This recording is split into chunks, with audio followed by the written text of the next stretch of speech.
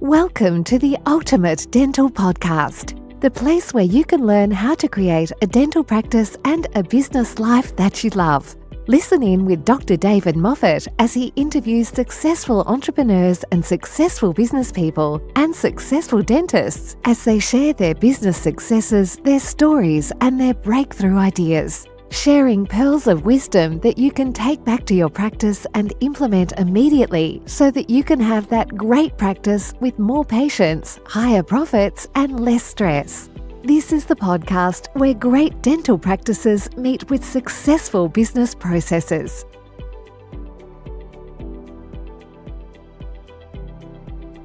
Thanks for tuning in to the Ultimate Dental Podcast, the podcast where thought leaders, industry experts, and thriving practice owners reveal their very best tips, tools, and strategies that will help you to grow your dental practice faster. Now, here's your host, Dr. David Moffet.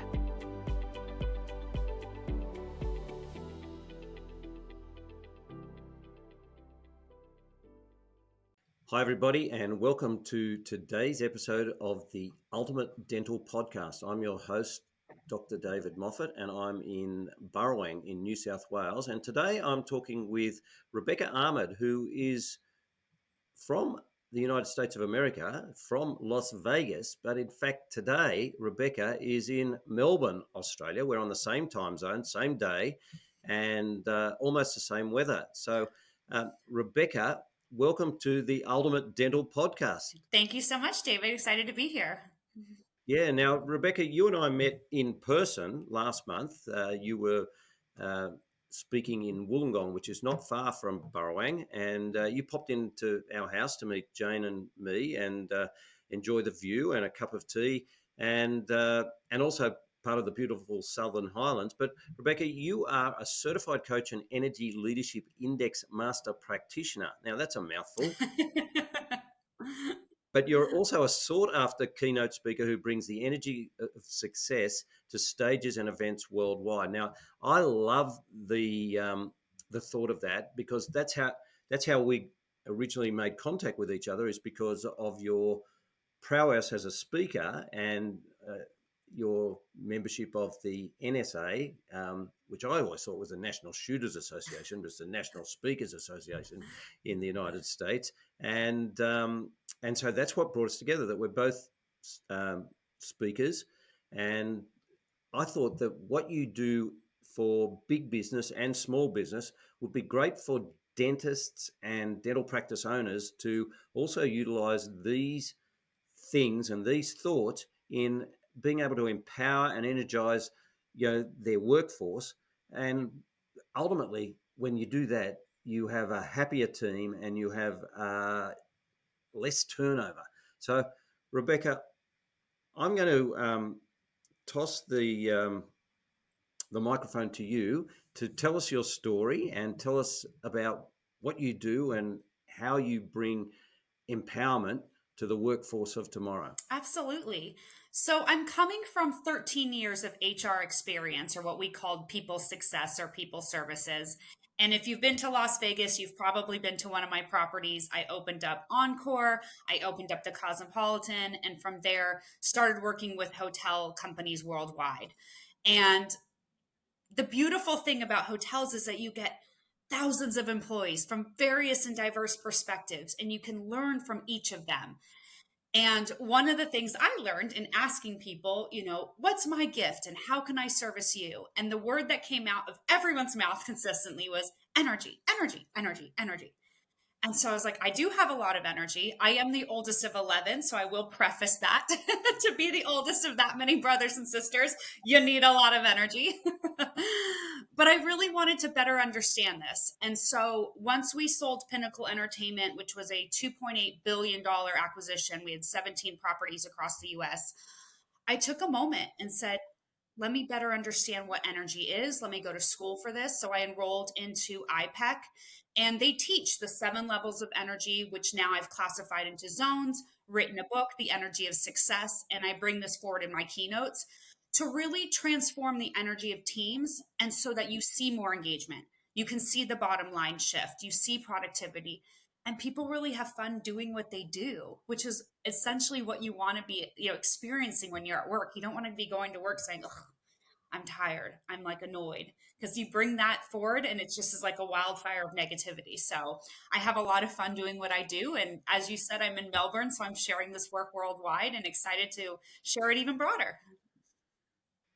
Well, you reminded me there straight away of a phrase that a friend of mine, who's a periodontist in Chicago, says. He says, When you walk in your front door of your business, it's showtime. You know, you're on stage, and you have to be at your best because that's what your customers are expecting. Hmm. And one of the things I used to keep saying to my team is, what never say to a patient on a Friday, "Oh, I'm so glad it's Friday. I'm looking forward to the weekend," because why should they feel undervalued and feel that they're getting less attention because you're focusing on the weekend and you're burnt out? You can't tell them that you're burnt out. Uh, Everybody should get the same 100%, 120% from each employee.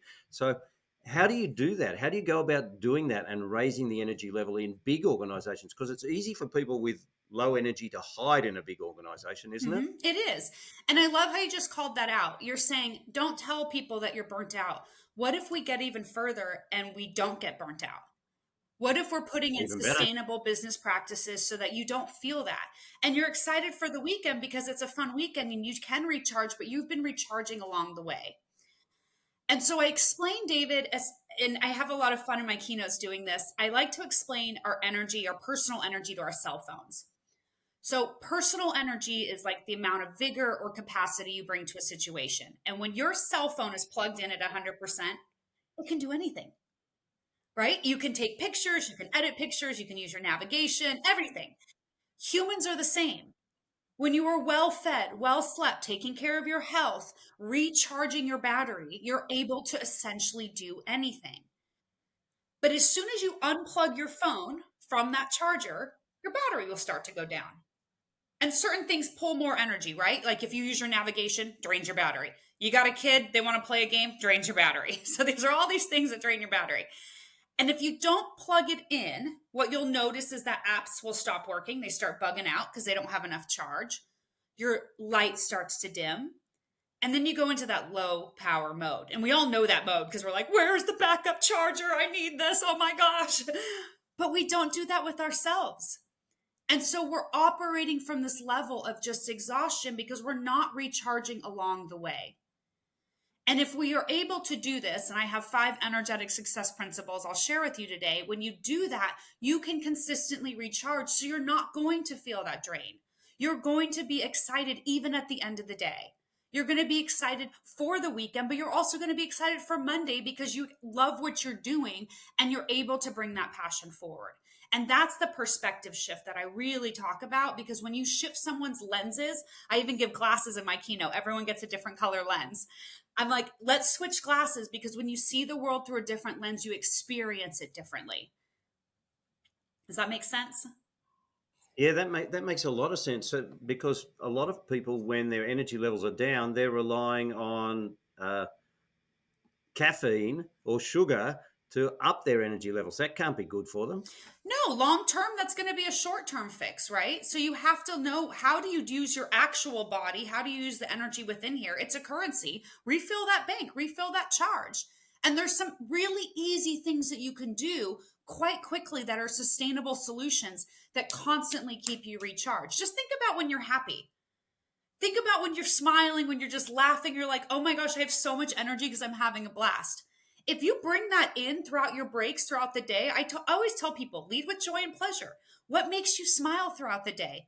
Call your goofy nieces and nephews. Go for a walk. Read a favorite book. I love watching comedy. I'll watch 5-10 minutes of Trevor Noah get a laugh and I'm super energized.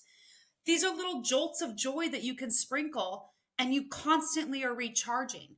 And it's just so important to do this. And people look at it as, I don't have time for that.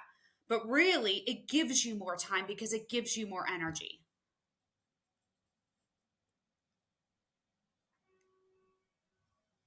Yeah, excellent advice. So, if your boss catches you watching a humorous video on your phone, you say, "I'm just energizing myself," right? You're not Everyone has wasting breaks time. at work. You always have a break, right? You have these 15-minute breaks. You go to the restroom. People, there's always, people go for a walk. Do it there. We always have built-in breaks into our workplace. There's no workplace that is saying, you can't take a break. You can't go to the bathroom. You can't take a breather. That's built in by law in most places. So use them efficiently. A lot of people use it to scroll. They might be just scrolling away, but if that's not fueling you, if it's fueling you, that's different. But if it's not fueling you, do something that's going to fuel you. When it's fueling you, you are recharging your battery. Yeah, really good advice, because one of the things that I found with employees was that those who went out at lunch came back more energized. Even, and some specifically went out, just for a walk, specifically to clear the brain of the fog of work and just re-energize for the afternoon. Whereas sometimes if people just hibernate in the tea room, like you said, on the phone scrolling, that can actually lead to a very unproductive afternoon. Absolutely. I just love how you said clear. It made me think of like when you clear your caches on your computer, like clear your caches, get that all out so you can start over again and you don't got all that backup. Yeah, that's the truth. Tell me about, and we spoke about this when you came to our home, about the change in employing millennials and Gen Zs, and how it's different from, back in my day when I started working, where everybody was a baby boomer or a really old person. Yep. Now, the those younger generations have different expectations of their work and different expectations of their career paths as well. Yeah. If you look at this through a historical lens, every generation approaches the workplace differently, right? Based on the environments they were provided. So baby boomers versus Gen X versus millennials and now Gen Z. What they're entering into is very different. And Gen Z, considering how fast technology has sped through the workplace, has sped through our lives. This is the first generation that was born with these cell phones in their hands. Access to information, access to efficiencies and speed is something that they value. And they also value that personalization and flexibility because that's how they've grown up. Even before COVID, this generation was the most homeschooled generation. This phygital concept of being there but not being there is so ingrained into everything that they do that they're constantly looking for those types of efficiencies and they value that. They also value personalization. They're not coming from a war in the sense of get in a structured line, do what you need to do, support your family. Completely different. They're coming from a lens of creativity. They've been watching TikTok. They've been watching all of these videos, Instagram, of people building brands from the time they're born. Some of them are even born with their own brand because their parents created it for them, right? They already are jumping into this. And so when you think about that lens, you need to ask every single Gen Z person, well, I would say every person in your organization, but Gen Z especially, what is it that you value? What motivates you? What energizes you? Because in the US specifically, 65% of Gen Z already has their own company. They've already opened up their own LLCs. They've already done the work. They have their own business, which is astronomical. This is the first time we've ever seen this. And so what they might be doing is going to your organization and wanting to learn, how do I operate a big company? And if that's the lens that they're operating through, teach them, because you're going to get the best employee because you're energizing them and they're going to give you all of their time and energy to learn and grow. For example, I have a client and she wanted to be a consultant. And she's like, okay, I want to be a consultant because I ideally one day want to open my own nonprofit. So she wanted to become a consultant for a nonprofit. And we shared from the very beginning, authenticity. This is what I'm looking for. I want to stay with your company 3 to 5 years. And I want to learn this. I want to learn the accounting aspect. I want to learn customer service. I want to learn business development. And I will do all of my job in addition to learning all of these things because this is my goal. Has she not shared that, or had they not been open to that, they might have just put her into the basic training without any idea, oh, this is what's going to motivate and energize her. And that's the opportunity, is bridging these gaps, is having those like really, really strong conversations, fierceful conversations to say, what are you looking for and what can we give? And we can make sure we match this so we both have a win-win and we're both energized, because no leader wants to have to micromanage an employee. And no employee wants to be micromanaged because they're not being driven. It's just a Yeah, drain. makes a lot of sense that in this day and age we do need to see exactly who we've got there, what their skills are, what their aspirations are, and then create a role that keeps them in the company, that keeps them interested and keeps them rewarded as well. Just on a satisfaction basis. Nobody likes going to work and feeling that they're just going through the motions. Um, that's working for the government, isn't it? Or even is the government now changing? Yeah, I think it's super important. And a lot of people will say, well, that's not how I got to do it. I said, why would you pass down bad practices? That doesn't make sense. If you hated coming to work every day and felt, oh, I had to do it because this was what happened, why would you pass that negativity down? Why wouldn't you create a better experience for someone? I never understood that. Just because I didn't get it doesn't mean everyone else has to go through this pain. That doesn't make sense. Then we're not evolving. And we're supposed to constantly evolving. That's the beautiful thing about humans. Yeah, we do. If we don't evolve, we just get left behind. If we don't evolve with our roles, then there's failure, and or the relationship, be it a work relationship or a personal relationship, if we don't evolve together, there becomes boredom, stagnation, and ultimately we come to a crossroads, don't we? Yeah, and your company dies. I mean, how many companies do we see? Large companies completely gone because they didn't evolve. It happens all the time. Kodak is the is the classic example, isn't it? I think of BlackBerry. I mean, there's so many. Like, and you can see like examples of, I love like Swiss Army Knife, how they shared that they did evolve completely from, oh my gosh, after 9/11, people can't be carrying these blades everywhere. We need to completely diversify our business. And they did. There's so many organizations who have evolved, and then there's so many who haven't.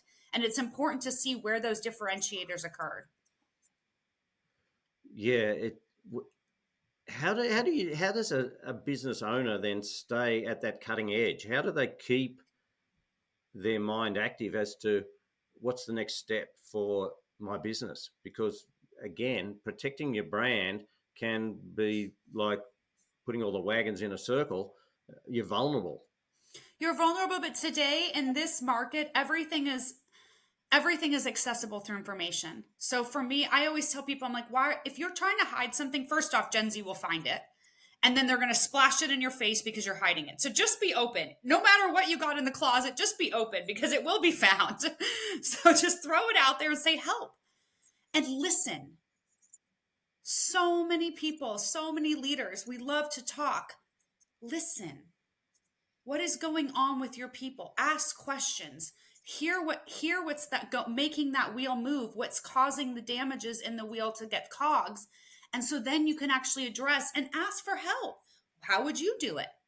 People love to be empowered to be asked, well, I would do it this way. Let's try it. When I worked at Cosmopolitan, it was one of my favorite organizations to work for this reason. They loved failure. They would solicit opinions in so many different ways because they said, if we can work through failure, then we can do anything. And one of the things, and I share this in my book, we had an issue with the cleanliness of our property. So Cosmopolitan opens up, it's super sexy, everyone wants to visit it, it's just packed. But the floor plan is actually not wide like most hotels in Vegas. It's actually quite narrow and high. And so you have a very small casino floor. And one of the pieces of feedback quite quickly was, it seems a bit messy. It seems a bit dirty. And so it was easy to say, oh, let's just hire more, attendants to clean. But we didn't have the cash. We just opened up. So we're like, okay, we don't have the head count. And so we had an all hands meeting of what are different ideas that we can do to really make sure that this resort is clean. And some of the ideas that came out from interns, from housekeeping, from HR, from security was, what if we created a campaign where everyone cleaned up just a little bit? And our internal marketing team's amazing. Mamie Pierce headed that up. And they created a campaign and there was a video. The first video was this girl, there was a dirty cup and she was like, oh, he's so tall, dark, and handsome. And then it zooms into the cup and it's a dirty cup. And she goes and picks it up and throws it away. And then this guy from banquets, he's like dancing around, and it's like this puddle of like, spilled, and he's like, she's dangerous, like she's sexy and she's dangerous, and then he cleans it up. And everyone started wanting to go viral to put cool videos of how they clean something up. So like someone picked up a piece of Jello outside, and they're like, Gel, no, you didn't take this out of the, and like everyone had these. We were looking for trash to clean up. Like people were actually trying to plant trash just to be able to create more creative viral videos. And this cost us no money. Creativity and collaboration and this like cognitive diversity comes out when you present and ask for help. And it's amazing what you can accomplish without even knowing it.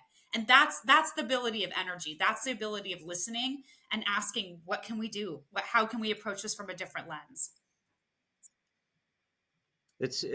You reminded me of in my practice when I found a system for helping the team to create a customer service experience for every step that every patient goes through, and we did it with the team, and they created each step. And so it wasn't, because the dentist was only involved in three steps: greet the patient, treat the patient, farewell the patient. Yep. Everything else, when they enter the office and when they leave the office, there's a whole pile of steps involving the team. So giving the team the power.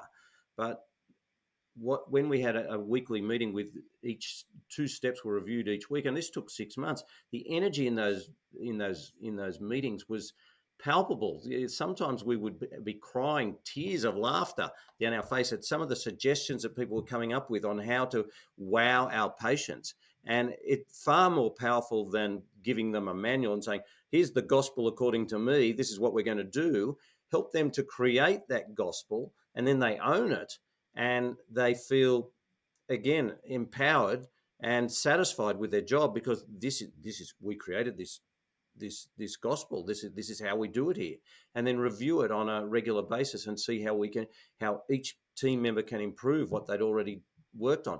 But what we found in that, Rebecca, and you probably find this in your trainings as well, two people doing the exact same job had no idea that one was doing something that was working, because they hadn't bothered to share it with another one. And they go, you're doing that? And others would say, well, if you're doing that down there, we can build on that out here. Mm-hmm. And so we created that chain of events as well. It was exciting, but it gets back to that point of giving people the power to speak up and be recognized for their creative genius. Yes. And that's what it means to be a leader, David. Like you're sharing, this is your organization and you created that. And you're a coach too, right? So, we don't provide advice as coaches.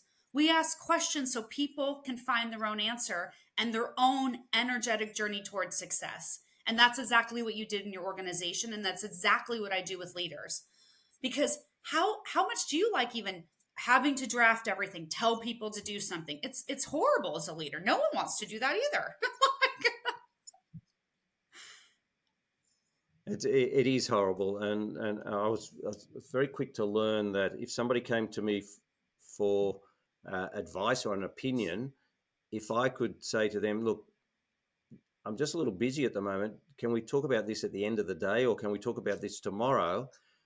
By the time we get to that end of the day or tomorrow, I say, now, what was that thing? They say, well, I've been thinking about it. So what did you think was the solution? And they would come up with the solution that I would have told them anyway. But because they've come up with it, they are, again, empowered.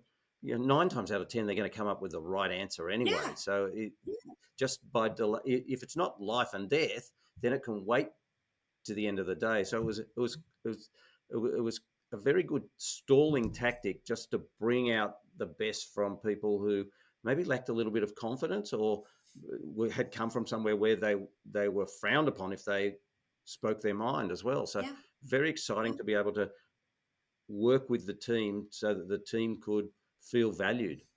Absolutely. And I love how you call out that power of that pause, because think about it also. And with your dentist practice, I'm sure you have people who are anxious when they come in or upset, like patients, and that energy can transfer to your employees. And the same way you say, okay, let's connect with this at the end of the day, take a moment to reflect. It's the same way we can completely shift our own energy. I talk about this as like a principle of detachment. If someone's coming at you hot or upset, take that pause reflect and realize it has nothing to do with me. They're nervous. They're going through something today. And you can actually empathize with them, but you don't need to wear their energy. You can empathize with them, provide them service, coddle them, give them love, whatever they need. And then you can move on the rest of your day without being like, oh, I can't believe they came in and did that to me. I can't believe they yelled at me, or I can't believe they brought that energy in. And then you start spreading it like little wildfire sparks too. Take that pause. That pause is so important in so many areas of your life. It becomes just this blessing. Yeah, really, really, really important. Tell me, one of the topics that you talk about is to solve Debbie Downer, uh, people with low morale. How do you do that? How do you flick that switch and get those people more energized? Yeah, so we got to be real too. If that Debbie Downer doesn't want to be there and that's where you find out, then help that Debbie Downer have a softer landing departing your organization. And I say this because I actually do this quite often. I have clients, organizations I work with where they're like, it's not going to work out. Rebecca, can you provide 5 coaching sessions to get them on their feet to find their next job? And I do that so the company gives them a soft landing. They're not angry. And then they also know they have support moving out. But let's find you something that does energize you. So let's just preface, if it's not going to work, we don't try to make it work, right? Like, let's be authentic about that. But if they do want to be there, this is the why. This is leading with curiosity. What's coming up for you? What's causing your energy to be drained? And if it's something that's personal, then you can empathize and provide them the resources that your organization provides, whether that's EAP, whether that's working with the coach, if that's going and getting a therapist. Let them really honor that. Now, if it's something at work, what is it? Is it inefficiencies? I see this all the time. The organization is so inefficient. They're not up to date on, their technology. We're still doing things in paper. We're still doing it 3 times over. Well, then actually address it. Make the changes. So many companies will be like, yeah, I know it sucks. But why? This is, once again, you could say, what would you put in? What would you recommend? At Allegiant, we did this. We completely took an entire paper process of how you transfer employees, which was ridiculous. It's an airline. Pilots would have pieces of paper flying across the US and we couldn't transfer employees because we needed that stupid piece of paper. And we automated everything and got them an app, and so they could approve things on their phone, including approvals through the FAA. You just have to leverage the different tools and have those conversations.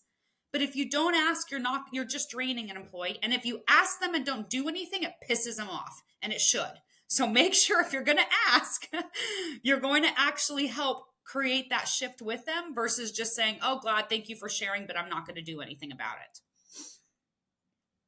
Yeah, that's absolutely right. Nothing gets your nothing gets your team upset more than ignoring the actions that you've asked them to do and giving them feedback and praise for doing those actions. Yeah.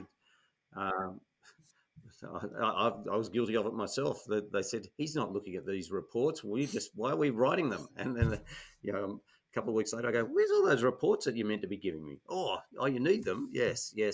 Just I wasn't looking at them every day, but I was looking at them on a weekly basis. But See how still, you just shared that transparency. That Yes. just clears it up, right? A lot of this is just communication, just saying, oh, I actually do look at them, but I look at them weekly, when they're like, oh, I haven't gotten feedback. And then they could say, oh, I'd like to hear feedback. Is there anything I can do better? So then you know that you have this alignment of values to say, I like the report, I do it for this reason, and this is how it impacts you. We always want to know, what for putting in something, what's the output? That is energy. And basic 1 + 1 = 2. Yeah, it reminded me of a dentist who told me that he worked in an office where the staff were burnt out from doing reports that had no relevance. They were just numbers for numbers' sake. And so again, it's very important for owners to realise that it's the old Jim Rohn phrase. That half a dozen things make 90% of the difference. So what are the half a dozen things? And is what you're asking them for one of those half dozen things? Because if it's not, then we don't need it. We want to focus on the half a dozen things that really do create that big boost for the business. 100%. Absolutely. Yeah. Now tell me too, you've also got What's the gift of remote The and gift of mastering remote. that? So I work remote. So I look at it as a gift because I get to work around the world and experience different cultures, and I get to bring that in. So that's very fueling and energizing for me. Once again, I'm going to go back to one of the values of Gen Z, but this is a value what we're seeing across the board is personalization. This one size fits all does not work in clothes and it does not work at the office. And so it's so important to really evaluate each of the roles that you have. Some roles definitely need to be in person, but you need to find a person then who really loves that. And there are so many people that absolutely love coming into the office, getting that greet time, getting the water cooler time, having that interaction. But there are a lot of people that a hybrid environment works best or a remote environment works best. And the role needs to align with that. If I'm consulting for an organization, I share, I work best from this, and I don't inflict my time zones on my clients. My clients, I keep my Pacific, my West Coast time zones inclusive of when I'm in Australia. I work 4 a.m. to noon. When I was in Japan, 2 a.m. to 10. Like I keep my hours, so I'm never making sure a client is always taken care of and they're not having to figure out where's Rebecca, where's Waldo. But it fuels me and it brings me in these different ideas that I can share with clients and say, this is how they're doing it in Japan. This is how they're doing it in London. This is how this company is succeeding, over here in Costa Rica. And I also got to see it with tech companies. So this organization's called Selena, and it's basically like co-working and hotels. And I think more organizations need to think about this when they do their offsites. Take your teams, not just to like a random like office, take them to an experience. We had I'm meeting with people who are founders all over the world, and we're going for walks, trying fruit, talking about different like curated events about how is your organization doing? How are your teams doing? What can I help you with? And this exchange of ideas from all over the world, including an environment where you're surrounded by monkeys and different, environments, like that to me is extremely fueling. And that 1 week is so much better than saying, oh, we're going to go to like this executive's house and, play some beer pong and maybe do some, like fun games. And then hopefully we'll get camaraderie. Like there's so many ways to enrich us. And we have an amazing world that has so many different experiences. Leverage that. And so that's what I talk about remote is like, where can you bring in cognitive diversity? Because it is so fun. And just getting to go to your house and talking to you and like experiencing like all of the nature and the wombats and the kangaroos. I got to learn so much. Can you imagine just like bringing that into different environments that have never seen that? What a different way of thinking. Yeah, sometimes we take it for granted, these three kangaroos that live on our property and the wombats, which we only ever see at night. But even the bird life is just spectacular in the mornings when I walk up my drive and I just see that the flight of birds. Sometimes I see them when I drive up the drive because they react to the noise of the car, but they also react to human footsteps on the gravel.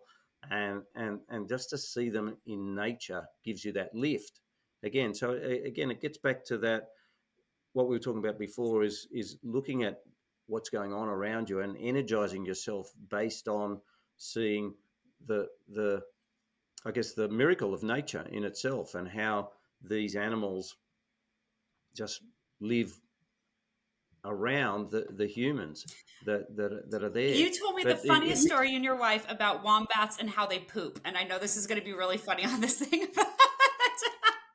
But I remember you told me they'll poop on a little blade or something. And that you'll always, they look for a rock. they, They'll look for a rock. okay. They look for a rock and you're like, somehow we always step on it. So we have to move the rocks around. Was that what it was? Well, there might be one rock in a paddock as big as a football field, and the grass might be long. They'll find that rock and they'll do a poop on it because it's kind of, I guess it must feel good on their back door, as it's coming out. So, But it's so funny because I've yeah. shared that story, David, now with clients. I'm like, that example of like you had to shift and like make sure when you build your gardens, if not you're going to step in shit like at the end of the day. And I explain this to clients. I'm like, how are you not shifting these things? Because every day you're telling me this is the same problem.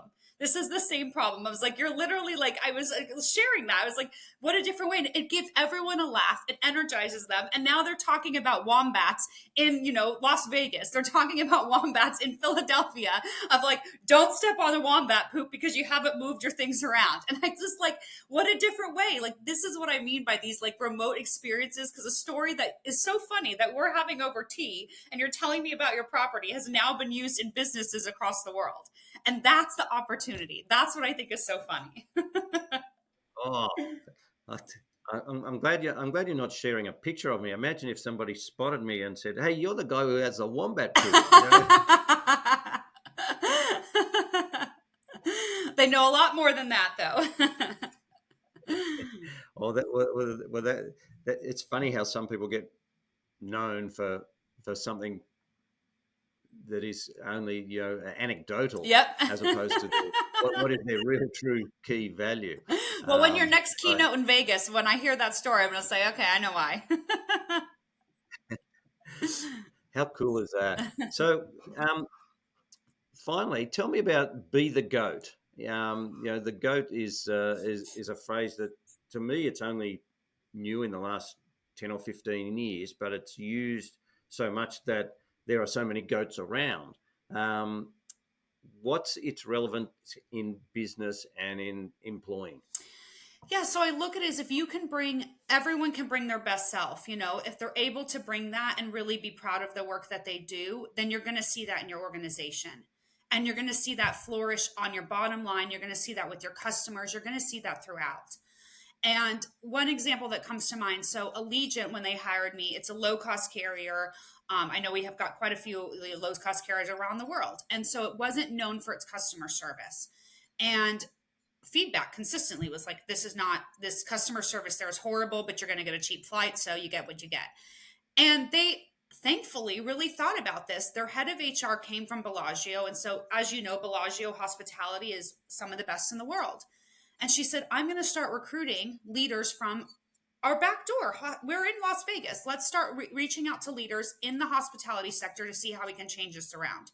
And so they poached me and I came over there. And what we did from the very beginning is I said, we need to change this experience around for the employees so that when your team members are experiencing a world-class talent acquisition process, they're going to also want to provide that with customer service. And we shifted everything around of how we recruited, how we communicated, how like all of like the engagements. I brought a lot of that from Cosmopolitan to say this is a world-class experience that you're joining this airline. It's not a low-cost carrier in the sense of you need cheap interactions. It's just cheap flights, but the interactions need to be strong.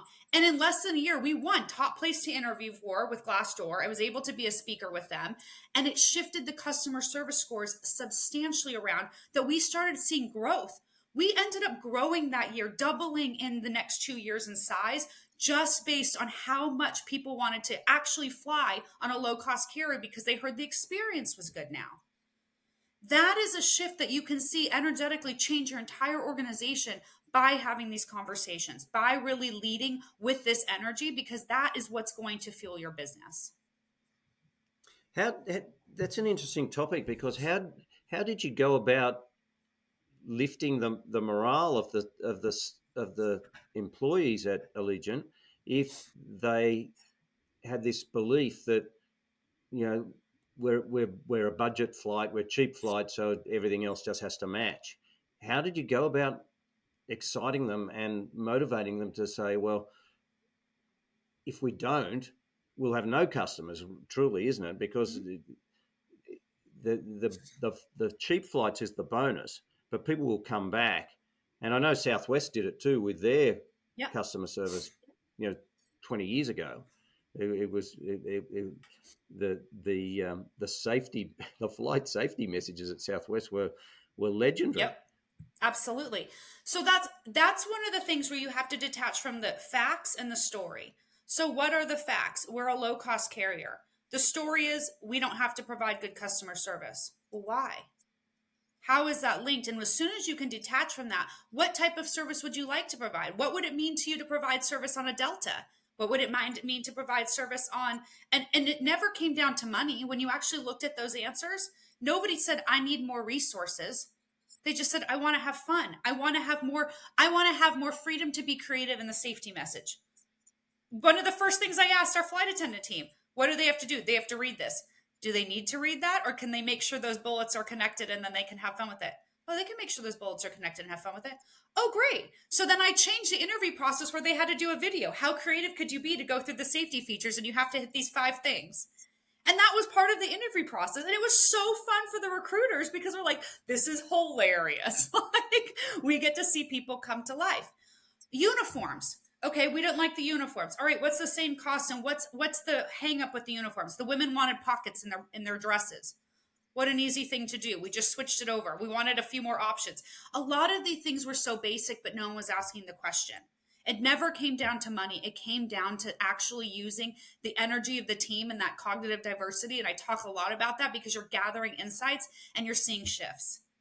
People also in the airline industry, they don't leave their job. They stay there forever. So we started doing rotational programs. Flight attendants started coming into recruiting. Recruited started going into operations, into maintenance. We started doing these like actual shadows and different programs where you can learn different pieces. Oh my gosh, the plethora of wealth, of growth, of insights you got from putting someone in one area, they've never been to another area and they touch it all the time. Get pilots and maintenance into a room together and you'll be like, holy cow, they haven't talked. They haven't had these conversations to realize why they're each like at each other's neck. When they realize that, they usually could find a lot easier ways to operate together. So we started doing a lot of this class collaboration and creating a lot of different like events around it. And it was super fun because we got to see people come alive. And that was the spirit of changing Allegiant to really become a top place to work. Literally, it won the award by Glassdoor. Yeah, it makes a lot of sense to reinvent the wheel and to change that paradigm that the public is thinking in terms of cheap flights, so therefore cheap and nasty service, and break that paradigm, and so that all of a sudden there's the success for Allegiant is you've got to go because you've got to experience. You're going to get a Disney experience they've raised their customer service bar, but you're not paying through the nose because they've got the economies on the flights. I love that, and what I love too, and it reminded me that a lot of business success is based on looking outside of the industry and bringing things from outside of the industry into that industry. In fact, I mentioned Southwest before. The way they improved their profitability was to improve the reduce the amount of time that the planes were on the ground, and they didn't look at what other airlines were doing. They looked at what Formula One pit crews were doing, Yep. and said, "How do we in and out real quick?" And so that's that thing. Often in a lot of the stuff that we did in our dental practice was stuff that I saw on the airlines and also in hospitality as well. If that works in hospitality, why can't we be hospitable in a dental practice instead of being, fear people who are feared by their clients? Yeah, you could easily And use the that's really airline. People get so nervous to fly, they get so nervous to go to a dentist. What tools can you use to really calm someone down? People come into a hotel and they're furious if they've had a crazy travel day. How do we decompress our guests when they arrive? There's so many different tools to use, and that's why I think it's so fun as a speaker. You probably see it all the time. I get to speak with organizations from various different paths because I get to share, this is how this one place did it, this industry did it, this is how you can leverage it. There's always an ability to like cross collaborate and learn from each other. And I love that example of Formula One. I didn't know that they learned that from that. That's brilliant. Yeah. Well, I think if you go to Google, you can actually see that just even the change in Formula One pit crew, time efficiency. It's down to 2 or 3 seconds now, whereas it used to be half a minute. But it reminded me again. You've reminded me, Rebecca. I remember I was speaking in Chicago, and the hotel that I was booked to stay in. When I arrived, they said arrivals on the first floor, check in on the first floor, up the escalator. And when I got up to the top of the escalator, that I was greeted by name, and I go, "How did you know that?" And they said, "That's our job." And I go, and so I worked out pretty quickly that the doorman downstairs had flipped the boot on the cab and read my name on the luggage, Mm-hmm. and had telegraphed it upstairs, on his microphone. But I thought, in a dental practice, how many times do you walk into a dental practice and you have to ding a bell and they go, "Who are you?" And we know who they are because they've got an appointment. Yep. So why can't we greet them with their name before they actually have to tell us who they are, even if they're new? If we don't recognize them, well, chances are that's that new patient who's booked in here. It's Mrs. So and so, and so changing that greeting was also a wow factor for us. Huge wow factor. And Um, I actually shared this, funny enough, with my dentist, because when you do that, what is the cleaning where it's like it's kind of gritty and it has different flavors? the prophylactic paste. Yeah, like whatever that paste is that they do, and then like it has like mint, pineapple, all these different flavors. And I used to share one of my brothers, like they would get really, really nervous, but they liked that like pineapple flavor. And so I'd call ahead and say, "Do you have that in? Because if you don't, I don't want to like do that, but I could make it experience." And I shared with them because in hotels, if you have stayed at a property, let's say like a high end Vegas property 3 times, and if we see you're using like eating the same chocolate bar each time, we note that right on your account and we put 2 extra ones in next time. So you have a little extra of your favorites because we know that's probably what you're going to go to. And one, it probably increases profit, but two, also you have extra in your thing and it's personalized. And so I said to them, I was like, if you had that where it's like you already know what they want, they like this little like cleaning, and it's something that gets them excited, especially when my brother was like, "I don't like going to the dentist," and I made it a cool experience. How neat is that? Like that's your own little like flavor. And there's just so many opportunities of this personalization that people can bring in that is not hard. Just like you said, it's already on your chart. You're already noting everything else down about someone's teeth. Add the things that they like. Like it's become so easy. I, I used to tell my hairdresser that all the time. He'd say, "How do you take your coffee?" I said, "It should be on my card. You Yes. should you should know it. It should be there, piping hot when I sit down." Right? But And what a different experience. You already come in just like excited then to pop in, knowing that your coffee's already ready. It is that hmm. easy. And by energizing your clients, it re-energizes the employee as well. Really, really important. Of course, because you're like, "Oh my gosh, I don't have to deal with this person coming in hot. I already know I've decompressed them and gotten them excited to see me." And who doesn't want to be greeted with excitement? Everyone does. If everybody loves being pleased. Yeah. Um, Mary Kay Ash said it, didn't she? She said everybody's walking around with that invisible sign that says "Make me feel important." Yes. We've just got to remember they're wearing it. And of course, one thing I was telling, I don't know where the phrase came from, but I remember who told me it, and that is that babies cry for it and grown men die for it, and that's recognition. And so we should always be recognizing our clients and our employees for everything that they do, just so that they feel important. And that's why people go to war. I think as soldiers is for that recognition of winning the battle. And Yeah. sadly, babies And back to that's the that only way Allegiant, they've like got to we get it. put all of the different comments, like we would get all these things. I'd print them out.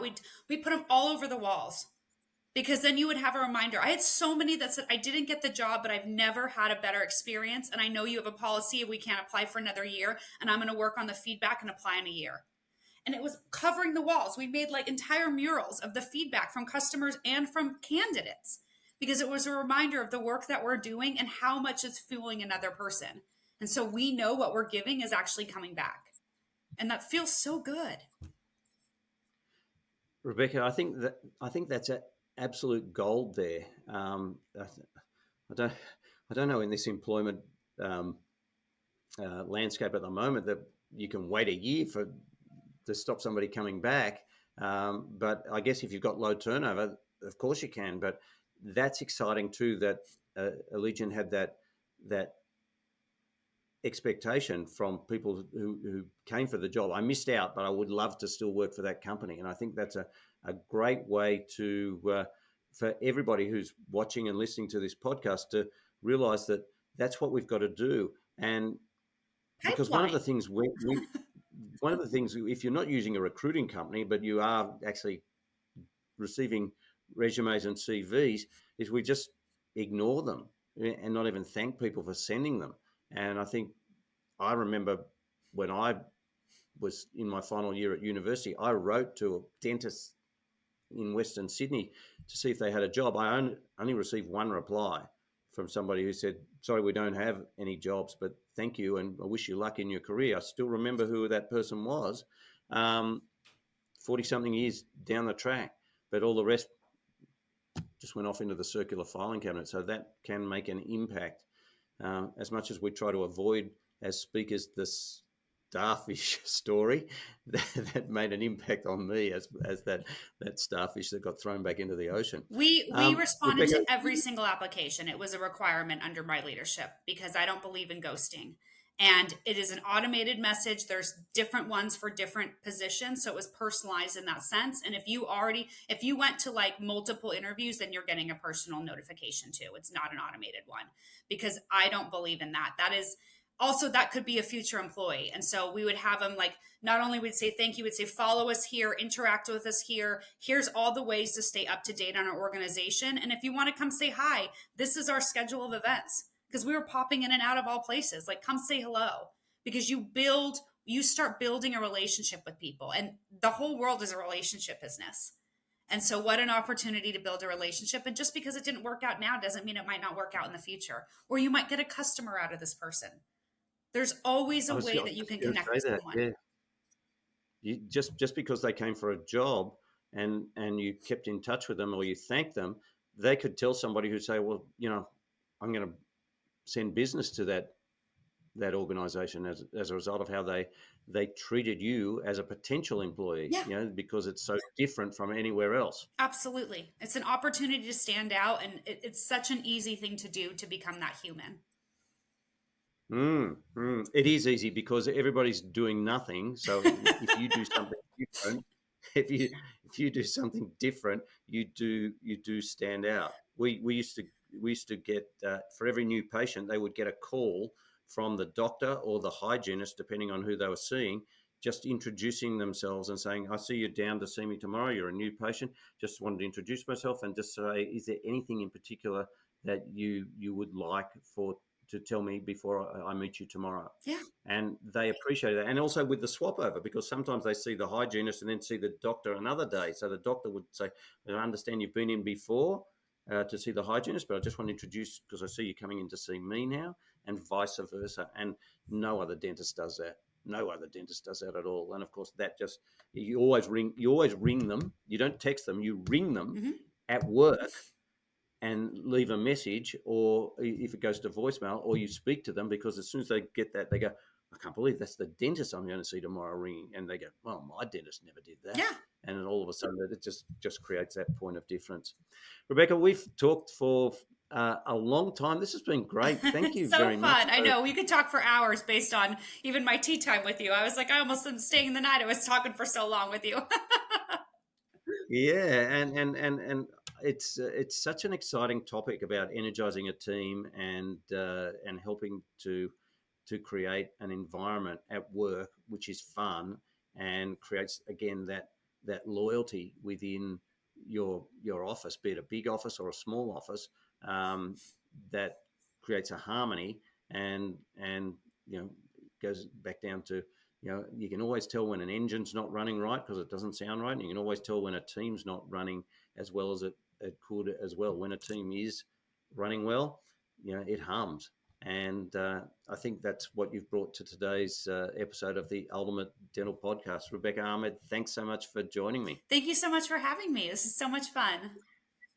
Now, Rebecca, just before we go, if you can just please let our viewers and listeners know here right now, how's the best way they can get in contact with you if they want to source out some of your resources or even hear you speak or hear you coach. Yes, absolutely. Everything's on my website, www.energeticimpact.com. And you'll see on there, you can follow me on social. I'm on Instagram, TikTok, LinkedIn, and got all the deets on my book, The Energy of Success, which can be found on Amazon, Barnes and Nobles, Audible, all the things. And I'm very excited to connect. Oh, easy. Well, Rebecca, thanks so much, and appreciate your time and safe travels, and look forward to catching up with you again in person later on this year for sure, I think. Yep, absolutely.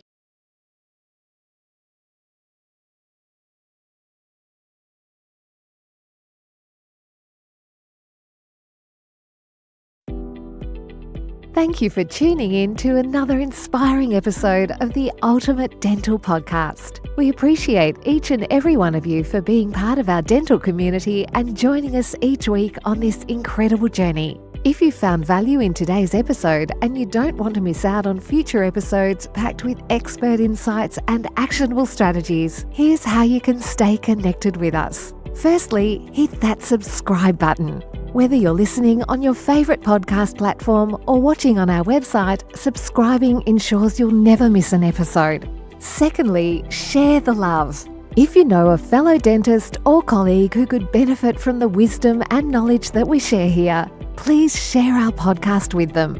Also, please share the podcast on your socials by simply clicking on the social icons wherever you view or listen to this podcast. Together, we can all do our bit to elevate the dental profession. And finally, stay engaged with us. We love hearing from you. Your questions, comments, and feedback fuel our mission to provide the best content for your professional growth, your personal growth, and for your practice growth. Remember, your journey to creating a dental practice and a business life that you love is our mission, and we're excited to be your trusted guide along the way. Thank you for being a part of the Ultimate Dental Podcast. Until next time, keep smiling, keep striving, and keep on tuning in to the Ultimate Dental Podcast.